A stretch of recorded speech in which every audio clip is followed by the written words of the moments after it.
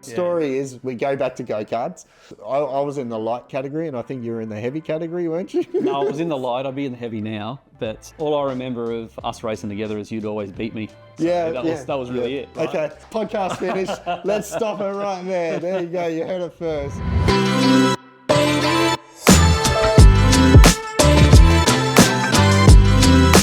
Okay, we have a very special podcast for everyone today, and this one's very close to home, and we've got one amazing man who I've known for, how long have I known you for?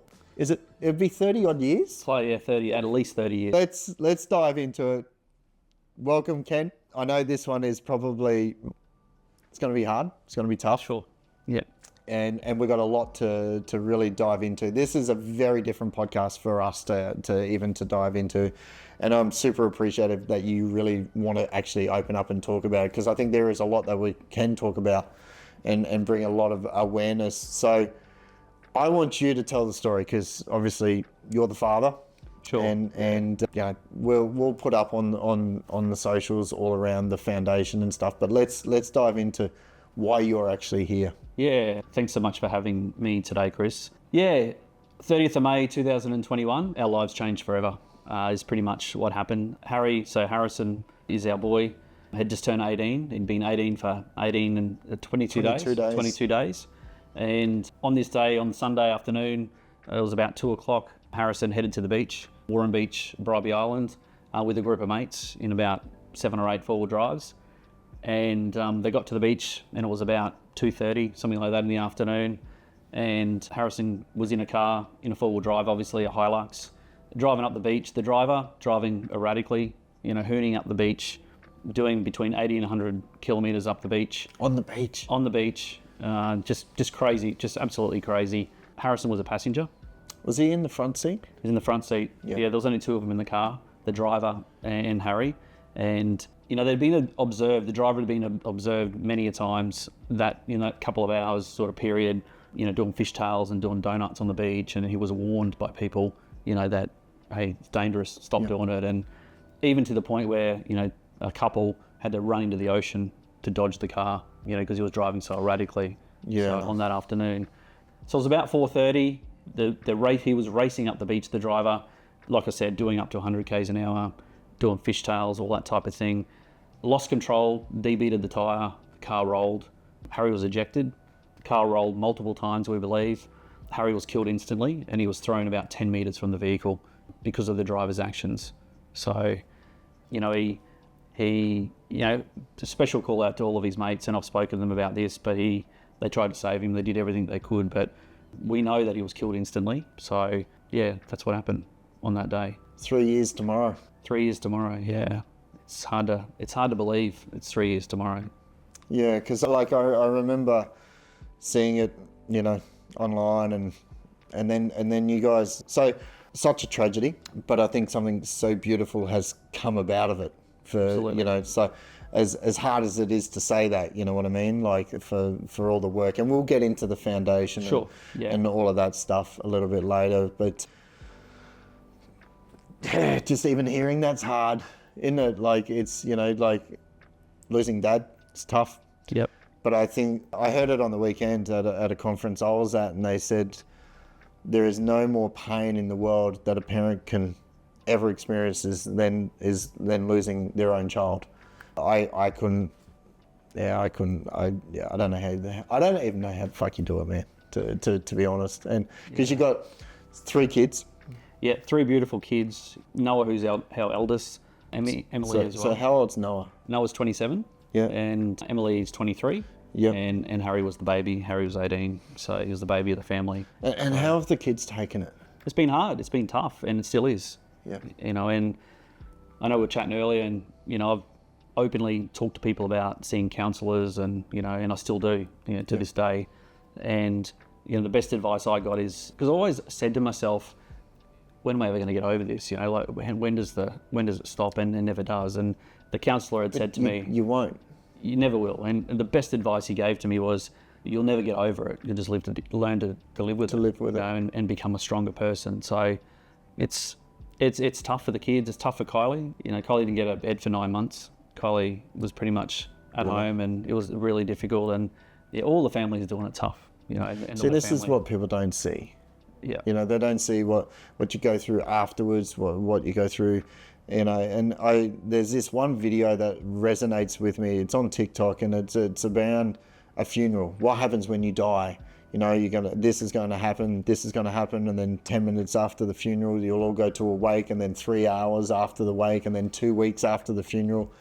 And then within 4 weeks, everyone's back to normal, So, like, we've had, in our close network and family, we've had 3 deaths in the last 4 weeks. It's terrible. Yeah. And one was completely super close to home. Same disease as Dad, 54 years of age, 2 boys. So, Rach lost her auntie, who was probably her favourite. She was a flower girl. And then we lose another mate. And then you wouldn't have known him, but one of our drivers, Ben Jerskowski, he raced for us, and his family to us, and his dad. I got a text from Mum and just said, mate, just to let you know, Vic's just passed away. And I'm like, what do you mean? He's like our second dad in the team. You know what I mean? And sure. Yeah. So we've lost 3 amazing people in 4 weeks, just gone. So, which is tough, but and they say, we're coming up 4 years with Dad. And people go, oh, you'll get over it. And you're like, fuck off. I won't get over it. You know what I mean? You never do. You learn to live with it. And I have good days. And I've got no doubt there will be some days there, like tomorrow. Yeah. Is 3 years. And I know what you're going to go and do. And like, that's going to be super emotional. Yes, you learn to live with it, but you never forget. And like, everyone, like, when Dad died, they're like, oh, he's not in pain anymore. And I'm like, the only thing that happens is the pain transfers. Yeah. I'm now in pain. My brother's in pain. My mum's in pain. Like, I don't even know how you fucking live, me. Yeah, it's tough. Was there a point? Like, did you ever get really low? Absolutely. Through the court process, we did victim impact statements. And, I'm pretty proud of Kylie and the kids. They all got up in court and did victim impact statements. And I openly said that I was suicidal, when we lost Harry. And I think never in your entire life, like growing up, and like you've always been the fun, happy guy, like live life, like, super close family. Spot on. And like, even to get to that point. Yeah, and you got to, Kylie and Emily and Noah are the same thing. We had to keep really close to them, and we still do now, because they're still battling, with the whole loss of that. What shouldn't have happened? Harry's crash shouldn't have never have happened, and you've just got to stick together as a family. And we've always been a great family and a close unit. Yeah, you have. And I'm not sure what we would have done without each other and our wider family. So, and plenty of friends as well who have helped us. I know they help, but it doesn't bring them back. No, it doesn't. And that's the thing. That's the big thing about it. So. Well, obviously, how did you find out? Are you okay to talk about? Like, yeah, sure. Was it a phone call? Did someone like? Yeah. So how it come to light is Noah, our eldest boy, was up from Sydney because he was living in Sydney at the time, and Noah was at the airport. So Noah got the phone call. I think it was on Messenger through one of Harry's friends from the scene, from the beach at that day. So then Noah called me. So we didn't know at that point that we lost Harry, but we knew it wasn't good. So that's how we found out. So Noah had to ring you. So Noah had to ring me. Yeah, so he was the first one to get the call. And then Kylie was at work at the time, so I had to call Kylie and say Harry's been in a crash, because it wasn't an accident. I don't call it an accident because it was a crash. And then Kylie come home, and then word spread quite quickly, right? That Harry wasn't good and that type of thing. And so we knew about 45 minutes after, or an hour after Noah got that phone call, that we'd lost him. And then we had 2 police officers. It was like a movie. Walk down our driveway and knock on our door. Really? We had all the family together, and yeah, so it was horrific. And the 2 police officers, were pretty upset as well. To deliver that news to somebody, tough. It's heartbreaking, for them, and obviously heartbreaking for us. Yeah. Yeah, a day you probably just wish you forget. Really, hey, like the whole thing. When was the last time you saw him? Was it that morning? Was it the day? Like, it was that morning. So Harry had obviously turned 18, 3 weeks before, and so he'd been at a party and had a massive night, which is, we've all been there, right? Yeah, so of course. So he was at home and slept in till about 11. So I probably seen him about 11 a.m. was the last time I saw him on the Sunday. And then he jumped in his car and headed out and never returned. Was it something they always did, like go on the beach and drive around? Like, because it was at Bribey. He was at Bribey. He was on Wooreen Yep. Beach. Yeah. Harry had been up there a few times, but I wouldn't say it was something he always did. He always wanted his own four-wheel drive, and Yep. we're in the process of selling his Commodore and getting a four-wheel drive. So, and it's probably a regret of mine that I didn't do it faster. But you're not to know, right? And that's taken me some time to, and Kylie and I talk about it openly that we were looking at four-wheel drives actively at that time. Yeah. So it's something I think about quite a lot. And could we have done it? Bought him a four-wheel drive earlier with him, and he wouldn't have got in that car because he just got in the wrong car on that day. Because there was 7, 8 other cars. Yeah, there were 7 or 8 other cars there. Just picked the on wrong the day, one. and he got in the wrong car. So it's tough. It's tough to recycle that in your head, quite often. Yeah. Well, you'd always have questions. What if this happened? What if it was 10 minutes later?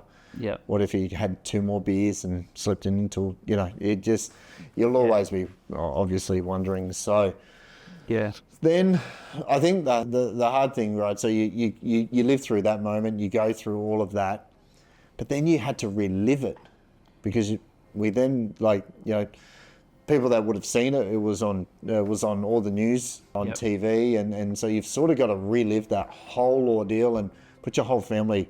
Like how was all of that? Because you went to court.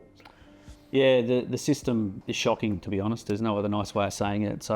So November 28 on the Monday, 2022, we went to court. Yep. The driver only pleaded guilty about 6 weeks before to the charge. So what happens in that lead up from Harry's death to the court date? He's free. So there was multiple court dates. So started in the local court. So Yep. he was charged with dangerous driving causing death. Yep. So there's multiple, I think 2 or 3 times we went to the local courthouse. Yep. And that courthouse isn't equipped to deal with the seriousness of the charge. So then it gets adjourned, and they set a date for us from a sentencing point of view. So it goes through this long process, which took about 18 months, 19 months, for that to happen. It was a long process. And you're still trying to grieve at that same time, and Absolutely. And so we went to court on the 28th. Like I said, he pleaded guilty just before the sentencing date, so we didn't have to go to trial. It was purely sentencing on that day. So yeah, the system is really slow and really difficult, for a grieving family to deal with through that process. The police were terrific. The police were amazing, fantastic. They were that good. The lead investigator is now one of our board members on Harry's charity. Really? Which is pretty special. So special call out to the police, but it really comes down to the court systems and the laws in Queensland, and it's not just Queensland, but it's across the country. They're just too lenient. That's the fact. So I remember seeing the footage of you walking out of the courtroom from sentencing. I think it was 3 years. Was he given 3 years? 3 years was the head sentence. Yeah, and served 9 months. Served 9 months, which is just pathetic. Yeah, it's hard to So swallow. you lose Harry for your entire life, and an 18-year-old, 22 days, he loses his life, and he's free after 9 months. Yeah, the driver's out, so he's out of jail. Yeah. Which is hard to So comprehend. he could do it again. Hopefully he has learned a lesson, but it's 9 months, man. Talk about you firsthand around the system. Obviously, it's just not hard enough, Yeah, it's through the whole process.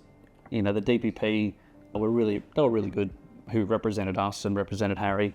They were fantastic, but they warned us that the system.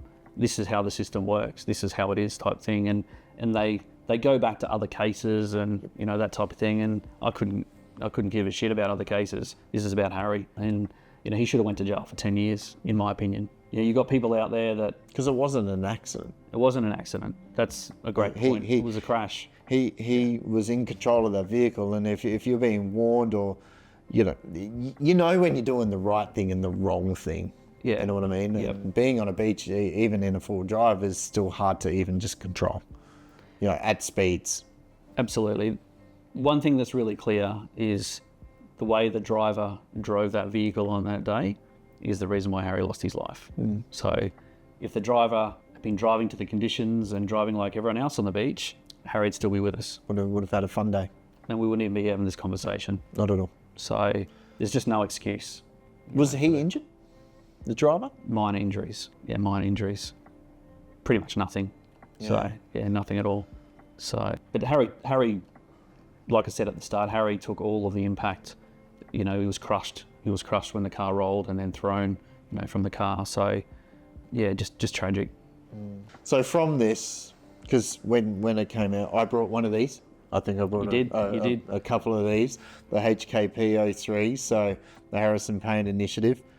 And that's what I was saying before, you know, something beautiful has come out of the tragedy. Yeah. And so obviously Harrison Kent Matthew Payne 03. 03 was when he was The year he was born. Yeah. So, and you've got those plates, and you were saying before you've got his car, still got his car. Yeah, he always wanted a Commodore. I think I wanted the Commodore more than him, but because I've always been a bit of a Holden fan. But yeah, he's got a VES V6 that we bought for him, and it's just in immaculate condition because he looked after it. So I've still got it at home, and I'll never sell it. It's in the shed with a cover on it, and it pretty much comes out one day a year is for the deadlift day. We always take it to the deadlift day, and we probably need to drive it a little bit. I just got it serviced, and the mechanic said you need to start driving it a little bit because of the brakes and, you know, all the normal stuff that don't get used. But yeah, it's a special car, and it'll remain in the family for a long time. Yeah. So definitely. Sure. But the stickers, Chris, are all about, they're about a conversation starter. So we want them to be on backs of cars or backs of trucks or buses or in workplaces, because we want people to talk about Harry's story. We want people to ask what it's about, because unfortunately we've got a story to tell where we just don't want that to happen again to any other family.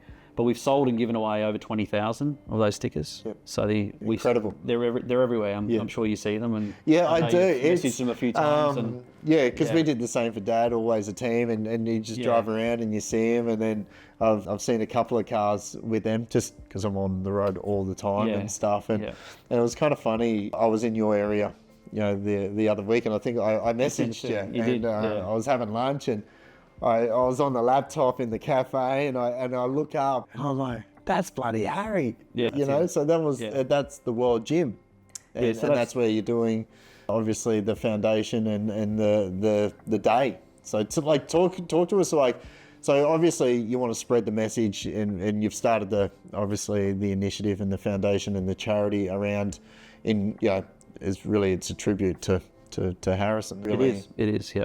But like, is it hard to set up? As in to set up a not-for-profit charity? Yeah, absolutely. It's not easy. It's taken us some time. So we've been an incorporation since November 21. Yep. So it took us some time to get to that stage as well. And there's a lot of hoops you got to jump through and that type of thing, because you've really got to set it up. It's like really running a business, right, from a background perspective. So because people donate, and it's not our money, it's the Harry's initiative money.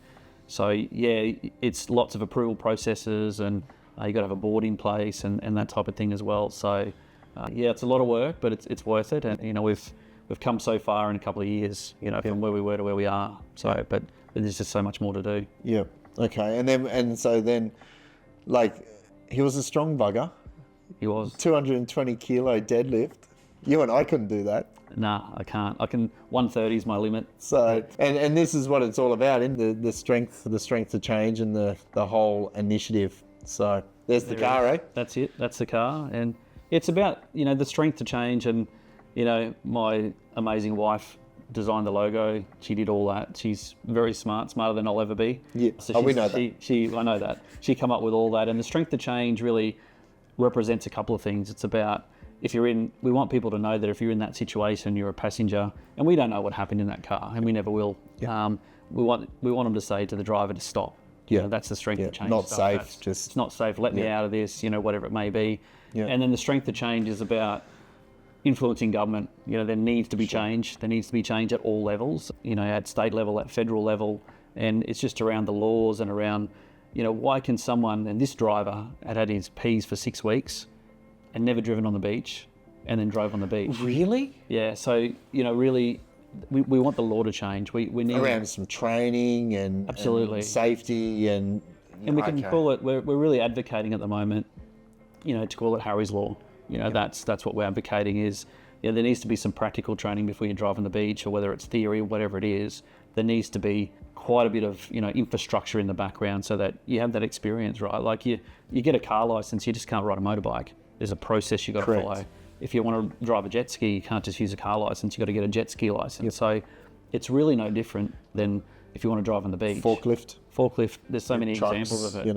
It's 100%. So we're on a bit of a mission with that. How do you reckon that's going to go? It's tough to influence government, right? It's difficult to influence government. We've had some meetings with the government, so we're just working our way through that at the moment. So 100% support that. I think driving on the beach is a complete different situation, even for the fact that people could just be laying there. That's sunbaking, right. And you can't see them on a hired vehicle or over a sand dune. You got water, you got soft sand, you got hard sand. Absolutely, and it's not about banning P-platers on the beach. Yeah. That's not what it's about. It's about the government and all of us owning it, but the government having stipulations around what you need to do before you can actually drive on the beach. Because I strongly believe in my heart if we had that law in place, Harry would still be with us, because that driver who is responsible wouldn't be able to be on the beach that day. Yeah. He wouldn't have drove on the beach, and Harry wouldn't have got in his car. Yeah. So, but that's what the strength to change is, and we just got to keep at it. We just got to keep plugging away and influencing government. And we've had some great support, and we've had some not so great support. Yeah. From that as from a political point of view, but we're trying to do it the right way. Yeah. Yeah. Yeah. Okay. So talk about obviously the events coming up. So what are we doing? We got stalls, you got jumping castle. Are they doing deadlifts? Like, is it to see who's the strongest, or is it like someone's got to take it competitively? You've always got to have the strongest, right? So this is our 4th year. Yep. So we'll have the strongest lift for a male, strongest lift for a female. But this year we're also going to have just a deadlift bar with about 40 kilos on it. So your weight, basically, about 40 kilos, just for everyone to have a go, because it is about the heaviest weight, but it's about just bringing the community together. Yeah. So it's about spreading awareness, talking about Harry's story, and it's about raising important funding, and that's what the whole day is about. But there'll be a stage. We've got Terry Young, who's our federal member, coming to open the day, which is really special. We've got the Australian Road Safety Foundation coming along, Russell White, who we work quite closely with. He's coming to sort of talk on the day as well, and then we'll have Justin, who owns World Gym. He'll do the opening, and I'll say a few words and give a bit of an update on the initiative. And it'll be a good day. It'll be a great day, and we'll have merchandise and local businesses there as pop-ups and lots for the kids to do. So some stickers. Absolutely, because we've got the Strength to Change. Definitely sticker, which is your logo, and obviously the number plate as well too. So how many people are you expecting over the year? It's growing every year? It's grown every year. Last year was the first year we did it in the car park, because we'd outgrown the gym for the first 2 years. I think we're going to get quite a few this year. There it is. That's the photo from last year. Yeah. And that was taken at the end of the day, so that wasn't all the crowd, but everyone kitted out in their merch, and that was on the stage. We did a final photo at the end, but they all had T-shirts and hoodies and lots on, and you can buy all that via our website. And like I said to you earlier, anything we make out of the merchandise is donated directly to families. 100% of it. So all the money you've been raising with the initiative and the foundation, you're putting back. Yeah, we've given directly to families in the last 12 months about $40,000. Yeah. So there's other families that have been affected just like you guys? Absolutely. You just don't read about it. Like you don't. We give the money to families who've lost loved ones, similar situations to Harry or whatever it may be, and it could be for counselling. It could be just to buy groceries. And when you lose, as you know, Chris, when you lose someone really close to you, you can't work, and there's not a lot of support. So and we're only a small charity, so we can't give thousands of dollars, but we've given out $40K, which we're pretty proud of that. And it's all about Harry. We do it for Harry, and we'll continue to do that. Yeah. So this day is pretty important from a donations fundraiser point of view as well. Yeah. We raised about 10 grand last year in one day, so it was pretty special. Yeah. We'll also put on this podcast your website, because you can donate on the website as well. You can. So, it's got the story and everything else and all of this sort of stuff on there as well too. So we'll definitely put that up on the page if people want to get behind it, and they should. So because it's a very good thing, and it's just man, you're a lot stronger than I might have been faster than you. You were, mate, mentally and whatever. Like, you look at your headlines, parents share their losses, man, jailed over teen's death, living a nightmare. Like, you still are. Absolutely. You know, and you'll never escape. You know, but like, talk to us about some of these photos. Like, that's the boy. That's him. That's in our backyard in the front of the shed. It's a random photo. He was helping me in the yard, so that didn't happen very often. But, Yeah. Was that a watering can or something? Yeah, I think he was poisoning. He was poisoning weeds and stuff like that. Yeah. So, and that's at the event? That was last year. Yep. At the deadlift day. I can't believe how grey I've got in the last couple of years. Yeah, you have. That was. You're older than me, and I've gone gone grey before you, so you've got me on that. Yeah, definitely. But yeah, Harry was just a special kid. Yeah. You know, and that's in the Courier Mail. Yeah, there's been lots of coverage around, you know, what we're trying to do and, you know, what happened. And it's all around schools and obviously that awareness. Yeah, it's about talking in schools. And I don't think it's just about talking in schools. It's about talking in public spaces and getting communities together. We work really closely with four-wheel drive groups. A lot of these four-wheel drive groups will be at the deadlift day. So, yeah, sure. And we talk to four-wheel drive groups and up the beach and that type of thing as well. So, because that's the core audience, right? That's where the message needs to be. And, you know, I can tell you a story. We were up the beach some time ago at Bribey, and because we put a memorial up there of Harry and that type of thing, and there was about 6 or 7 carloads of teenagers that rocked up about 8:30 in the morning and started doing donuts on the beach in front of us, you know, type thing. And there would have been 25, 30 of them. So Colin and I went over to them and spoke to them about Harry's story and said, this can happen. This is real. This is what's happened. And it had a big boom box going, etc. And it was complete silence. And then we gave them some stickers to put on their cars and that type of thing. That night, a lot of them messaged us and thanked us and apologised for their behaviour. So we're all young and stupid. Absolutely, yeah. We've all done some stupid shit growing up, you know, and you don't think it's not going to happen to me. Yeah. This is living proof that it can. If you think about, if I think back 3 years on the 29th of May and sitting here with you today, and on the 29th of May, the next day, I didn't think that our life was going to be torn apart. So you never think it's going to happen to you, right? You just don't think. And Colin and I have spoken about this openly. You see it on TV and you think that's terrible for that family, but you never think it's going to be you in that situation. And until it is you, that's where it hits hard, right? Yeah, because there's no lead up to it. Nothing. It's just he's gone, you know. I saw him at 11 a.m. We saw him and then he left the driveway and he never come home. And 5 hours later, you lose your baby. Yeah. Like, it's just, it's absolutely tragedy, man. But I've been following it. I've watched it more from away from it, you know, because it's, you know. But that's a tat? Yeah, that's Harry. That's Harry there. There he is. There he is. So that was. What can you deadlift?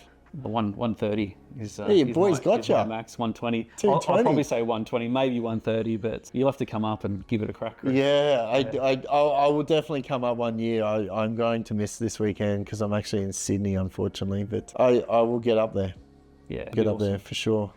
Maybe we could bring a race car up or something, you know? Yeah. No, you'll definitely beat me if you bring a race car. No, it's something to look at. Yeah, for all the good. gym junkies to look at, you know, and go, oh yeah, these skinny little people can actually do something decent, you know? So, and you'd be like, I used to fit in one of those. Yeah, it's been a while. But, you haven't been in a race car for a while?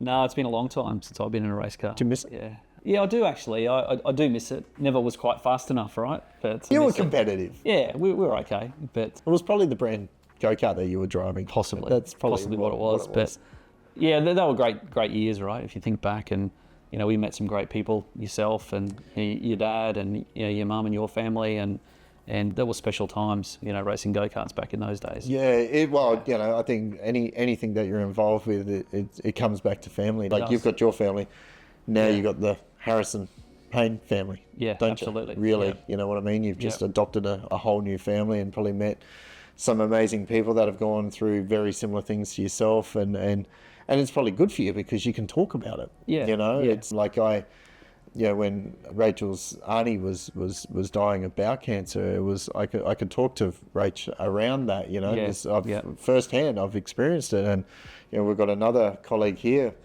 You know, she lost her husband at 52 to bowel cancer, and I sort of understand, like, this is going to happen, this will happen.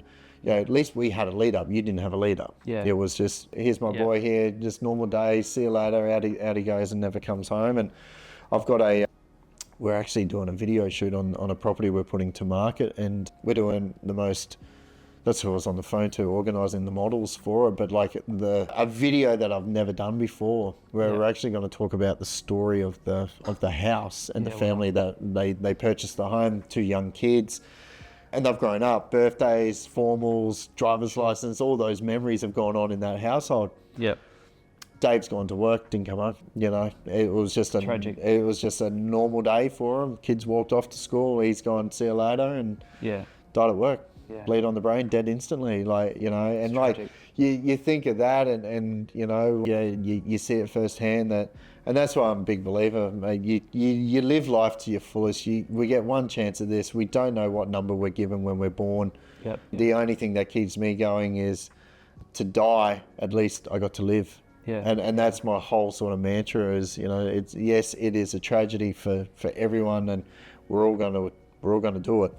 We're not getting out of it. I hope I do, but I might be the first person ever to, but I doubt it. But, you know, to go through that, and that's why I think it's super important that you just, you know, you have a purpose in life. You've got, you know, obviously this in your life now, and will continue, and you will change and affect other people's lives. Like just those boys on the beach, you could have saved one of them that day. And you just wouldn't know that. You know what I mean? Because you've gone through something that you don't want anyone else, like you wouldn't wish it upon anyone. Not at all. What you know, and like even just sitting here talking to you, you can still see the pain. Absolutely. Like it's still real, and it'll never go away, right? But you know, I think it's a lesson for all of us, and you know, and it's why we've built what we've built with the Harrison Payne initiative, and it's all about Harry. The whole initiative is about Harrison. It's not about us. It's we're just his voice now, right? Yeah, that's but even your Facebook resembles that. Like, you know, because like I was in bed last night, and my wife Rachel, she's like, "What do you got on tomorrow?" And you know, we're just having a chat, and I said, "I'm interviewing Kent tomorrow. It's going to be a tough one, you know." And she knows all about it, and she's, "Oh, that would be hard." Blah blah blah, and and I went on your Facebook, and I just went. And I'm like, there he is. Like your whole, you know, it's like, do you have any other kids? You know, but it is all about Harry, and that's why we're here today, because I really wanted, totally against real estate or sports or whatever. This one, I just thought, you know, I've known you for a very long time. You've gone through something that I hope no one else ever goes through, and you would be the same. Yeah. But I think we've got a large audience. And this is the perfect platform to, hey, do you have a kid? Just sit them down. Just talk about even just drink driving. Like you're going to a party, that peer pressure, jumping in the car, going, no, you can't drive. No, I'm not going to go. And, you know, anything. If we can save one person's life today just from this one message, then, you know, job done. Absolutely. And that's a big part of the sticker. Have that conversation, because, you know, like we touched on, you never think it's going to happen. And you know, even if anyone's driving a car, be responsible. You know, you own your own behaviour. So the police can only do so much. The government can change laws, etc. But at the end of the day, it's when you get behind that wheel of that car or that bus. Well, there's racetracks for it. There is, and you know that's a weapon. A car or whatever it is a weapon. So you've got to own your own behaviour. And Harry's crash was avoidable. It should never have happened. And it's poor behaviour behind the wheel that's got us where we are today. Yeah, a lot has to change. Government, absolutely, mindset, training. There's so much to do. The law. Yeah, absolutely. 9 months, man. I would have killed him. I won't say. Don't say it. Don't say it. I won't say what I said, but it's and like I've touched on. In Queensland, that's regarded as a heavy sentence. 3 years as a head sentence and 9 months. Yeah, but so like way off topic. Like when you say head sentence, 3 years. What does that actually like? What does that mean? That's the maximum you'll serve? Yeah, that's the maximum, right? So it was a 3-year head sentence, but mandatory to serve 9 months. And so who determines that he gets out in 9 months? The judge. The judge on that day was the one who determined. So he goes, the head. Is 3 years, but I'm only going to give you 9. Correct. So it's the judge, which sits with the government. So that sits with the government. So the police do all the work, gather all the evidence, all the stuff that gets to that stage, and then it sits with the judge. Because he pleaded guilty, it's just a sentencing. If it went to trial, it obviously would have been a different situation. Are you glad that it didn't go to trial? Yeah. Or do you wish it did? No, I'm glad it didn't for my family, really. You know, that we didn't have to revisit, you know, all of the evidence, although we did on that day. You know, the DPP deliberated for us for over 4 hours of evidence. So, and they did a fantastic job. But from that point of view, yeah, I'm glad. Yeah, I'm but glad. the sentencing would have been obviously a lot more. If I don't think so. I don't think the outcome. You don't reckon? I don't think the outcome would have been any different. Wow. It wouldn't have been any different. I don't believe. Yeah, possibly. It's hard to say, but there's situations and examples where same charge, very similar situation, driver has walked free with no jail time. We know people who we've supported in that situation where there's been no jail time. Wow. So something has to change. It has to change. Absolutely. We might send this off to some local members so they can watch this and rally and get behind it. That'd So be good. we need a voice. Yeah. You are Harry's voice. Definitely. You and Kylie are definitely, and the whole Payne family. I think it's an amazing thing that you're doing, mate. And not many people would be able to sit here and talk very openly about Harry. Yeah. So I appreciate it. And like I said, we will have the website below. Even if it's a couple of bucks, donate, because it's going to an amazing cause. So yeah, follow us on socials. We're pretty active. We're always you certainly are. Telling Harry's story and talking about what we're trying to do, and we've just got to keep at it. And, We'll have all the links on on the video and on our page for sure. Yeah, fantastic. So appreciate it, Kent. Thanks for good to catch up with you.